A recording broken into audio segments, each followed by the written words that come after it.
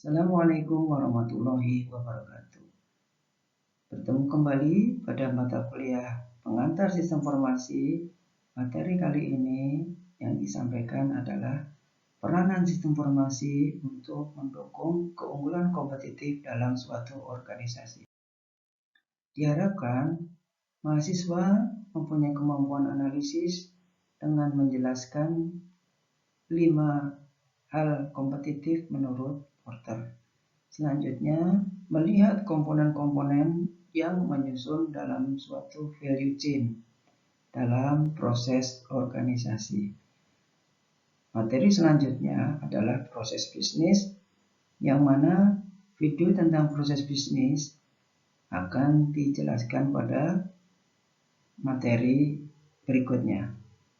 Baik, rekan-rekan semua, apa yang disebut dengan analisis kompetitif ini? Analisis kompetitif adalah suatu proses di mana siapa yang menjadi kompetitor dan bagaimana produk mereka, posisi mereka, kekuatan dan kelemahan dibandingkan dengan produk organisasi kita.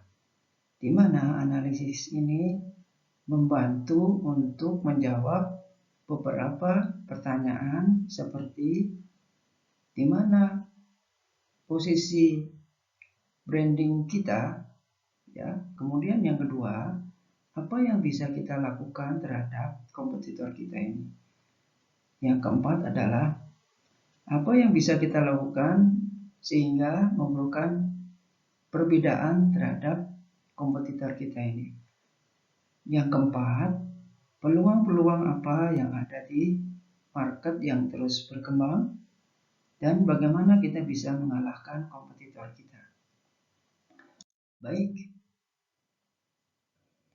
menganalisis kompetitif ini menjadi sesuatu yang penting karena kita mampu untuk bersaing dan bisa mempertahankan perusahaan kita dan bisa menjadikan perusahaan kita itu bisa langgeng dan bisa berkompetisi terhadap kompetitor-kompetitor yang ada.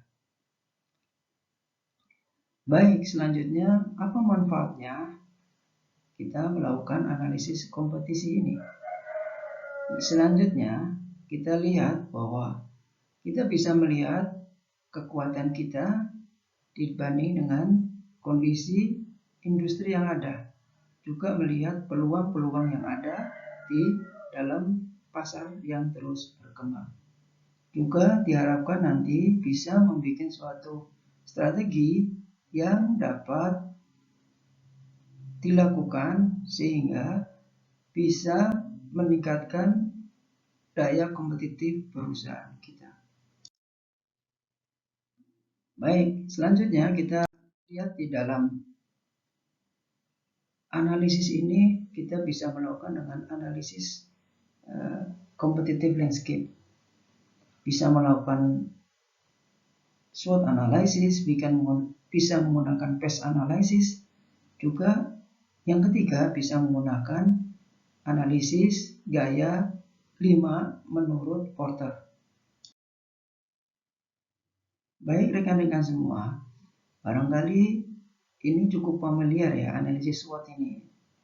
SWOT ini kita melihat dari kekuatan yang ada di perusahaan kita, kemudian kita melihat namanya kelemahan yang ada di dalam perusahaan kita. Selanjutnya, faktor eksternal lainnya harus kita perhatikan adalah adanya peluang yang apa yang bisa kita raih dan adanya ancaman gangguan-gangguan yang potensial ada dan memang sudah ada saat ini. Ini yang disebut dengan analisis SWOT. Sedangkan analisis PES ini, yang pertama kita melihat faktor politik, faktor ekonomi, ya, selanjutnya faktor sosial dan faktor teknologi. Baik rekan-rekan semua, menurut Porter, kompetisi ini bisa kita lihat dari 5 faktor. Yang pertama, bagaimana kondisi rivalitas yang ada dalam industri kita ini. Selanjutnya, faktor yang kedua adalah adanya kekuatan bergaining dari para supplier. Itu adalah yang kekuatan yang kedua. Kekuatan yang ketiga adanya pendatang baru nih ya. Pendatang baru yang kemungkinan akan datang. Selanjutnya ada ancaman-ancaman dari produk-produk substitusi, harus kita perhatikan. Juga adanya kekuatan dari pelanggan. Dalam ini pelanggan ini bisa juga memberikan posisi tawar, sehingga faktor yang kelima ini juga harus kita perhatikan. Ini kita lihat di sini bahwa 5 faktor tadi ya, menurut Porter tadi harus kita perhatikan bersama. Kita lihat kembali di sini bahwa menurut Porter, nah ini kita lihat ada namanya kondisi kompetisi yang ada sekarang ini.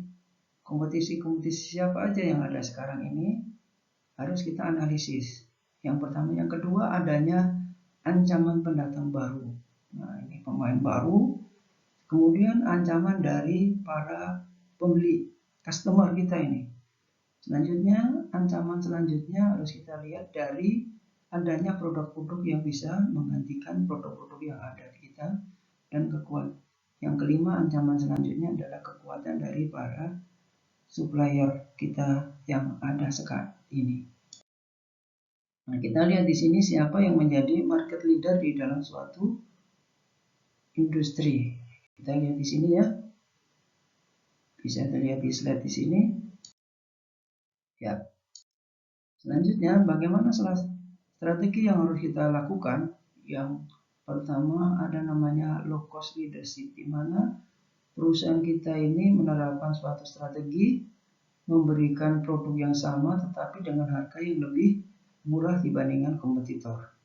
Strategi yang kedua adalah bagaimana kita memberikan suatu produk yang beraneka macam sehingga mempunyai keunikan tersendiri dibandingkan dengan kompetitor. Strategi yang ketiga, bagaimana kita mempunyai suatu strategi yang fokus pada ceruk suatu layanan-layanan tertentu. Ini 3 hal ini yang biasa dilakukan di dalam menghadapi kompetisi yang ada. Baik ya. Demikian yang bisa kami sampaikan untuk kuliah kali ini. Mudah-mudahan bermanfaat. Selamat pagi. Assalamualaikum warahmatullahi wabarakatuh.